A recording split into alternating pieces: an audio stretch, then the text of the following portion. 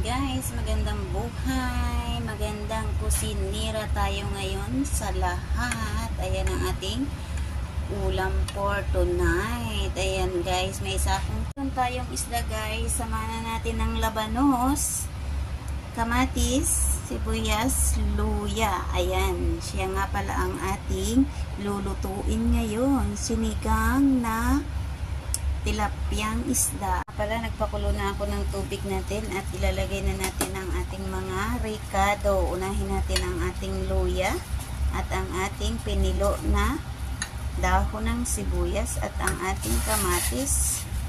Kasama-sama to, maapaw na sa sarap ang ating ulam na wala pa yung ating isda. So mamaya na yung ating isda.